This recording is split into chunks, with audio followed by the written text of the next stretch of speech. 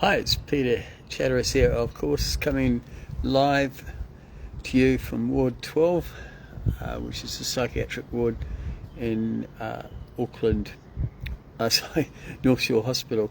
So today I've decided to venture outside. I'll give you a look.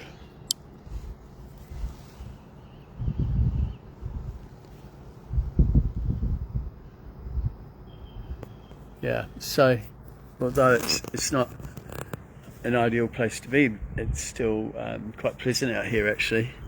To get out you'd need to climb that, and everybody would notice anyway, so it's very, very secure, for the people that are in here. So what are my thoughts today? Well, today, to be honest, I'm a bit low, but it's all part of this illness. You can go through a range of emotions and a range of thoughts, and to be brutally honest, it's going to take some time to come right. But the big thing is that I will come right. And I think when you're in a place like this, you've got two choices really. And I've met a lot of people that don't want to come right. They want to, they're institutionalized and they like being in places like this. I mean, if you're if you're living in dire circumstances and maybe even living on the street, you're homeless, like I was 3 years ago, places like this would attract you. And then there's the people who, like myself, who just really want to get well. I've got a career to pursue. I've got a beautiful partner.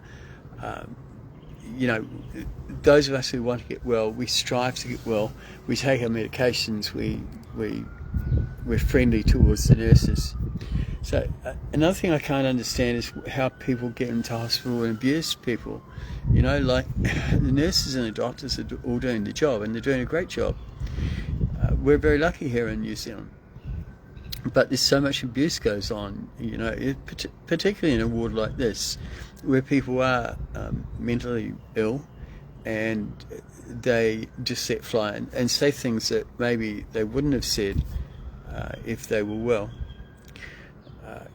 So anyway, that's the morning here. We've just had breakfast. I had, believe it or not, congee, which is a Asian rice kind of porridge. Meals are challenged here, shall we say? But hey, at least we get food. It is a weird place to be inside a psychiatric hospital. But I'll tell you what, it's going to make some amazing content for my speeches.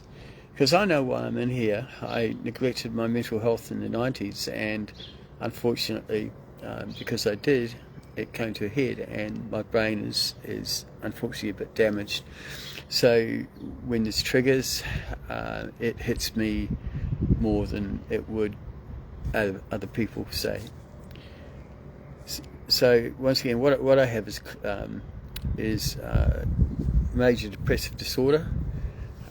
Which is not emotional only, but the depression, the actual illness can cause you to go down. Now, one other thing I'd like to mention is people have been saying that I'm brave, and I wonder why that is. I looked it up on Google actually. I went into ChatGPT as well and said, why would people consider a person talking about mental health brave? And they said because you're exposing yourself, because you're inviting discrimination, and you're rising above that.